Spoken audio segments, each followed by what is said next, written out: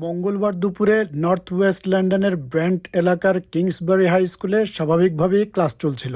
দুপুর 12:30টার দিকে এক 13 বছর বয়সী কিশোর স্কুলে আসে। পুলিশ জানিয়েছে সে এই স্কুলেরই সাবেক ছাত্র এবং ব্রিটিশ নাগরিক, জন্ম ও বসবাস দুটি ব্রিটেনে। অভিযোগ অনুযায়ী সে প্রথমে স্কুলের একটি দেয়াল টপকে ভেতরে ঢোকে, এরপর স্কুলের প্রথম তলার একটি শ্রেণীকক্ষে প্রবেশ করে।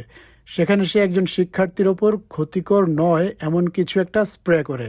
এতে ওই শিক্ষার্থী আহত হয়নি, কিন্তু পরিস্থিতি দ্রুত ভয়াবহ হয়ে ওঠে। কিছুক্ষণের মধ্যেই সে এক 13 বছর বয়সী ছাত্রকে ছুরিকাঘাত করে।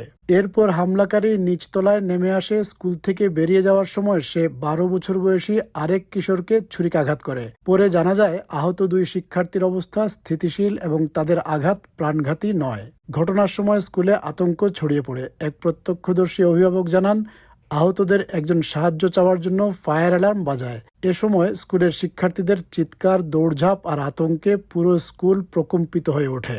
দুপুর 12:39 পুলিশকে খবর দেওয়া হয়। 13 মিনিটের মধ্যেই পুলিশ ঘটনাস্থলে পৌঁছে। তবে এর আগেই সন্দেহভাজন কিশোর স্কুল থেকে পালিয়ে যায়। পরে নর্থ ওয়েস্ট লন্ডনের NW10 পোস্টকোড এলাকার একটি মসজিদ থেকে পুলিশ এক ছেলের অস্বাভাবিক আচরণের খবর পায়। সেখানে গিয়ে তারা 13 বছর বয়সী ওই কিশোরকে গ্রেফতার করে তার কাছ থেকে একটি ছুরি উদ্ধার করা হয়। পুলিশ জানায়, কিশোরের সঙ্গে মসজিদের কোনো সম্পর্ক আছে বলে মনে করা হচ্ছে না। ঘটনাক্রমে সে সেখানে গিয়েছিল। The suspect, who we believe to be 13, left the scene following the stabbing. After urgent inquiries, our officers arrested him and also recovered a weapon which we believe to have been used in the stabbing.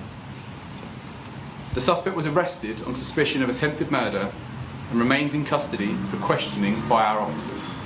কিছু প্রত্যক্ষদর্শী জানিয়েছেন, হামলার সময় হামলাকারী আল্লাহু আকবার বা অনুরূপ শব্দ উচ্চারণ করেছিল। তবে তদন্তকারীরা বলছেন তারা নিশ্চিতভাবে বলতে পারছেন না যে ওই বাক্যটি বলা হয়েছিল কিনা। তদন্তকারীরা ধারণা করছেন হামলার পেছনে আদর্শগত বা সন্ত্রাসবাদী উদ্দেশ্য নয়, বরং ব্যক্তিগত কোনো ক্ষোভ বা বিরোধ থাকতে পারে। ঘটনার তদন্তের নেতৃত্ব দিচ্ছে লন্ডনের সন্ত্রাস বিরোধী পুলিশ বিভাগ। তবে ঘটনাটিকে সন্ত্রাসী হামলা হিসেবে ঘোষণা করা হয়নি। ঘটনার পরদিন বুধবার লোয়ার স্কুল বন্ধ রাখা হয়, যদিও ইয়ার 10 থেকে 13 পর্যন্ত আপার স্কুল খোলা ছিল। তবে শিক্ষার্থীদের মধ্যে আতঙ্ক ও অস্থিরতা ছিল স্পষ্ট। How are your grandchildren? How are they? They were a bit traumatized as well.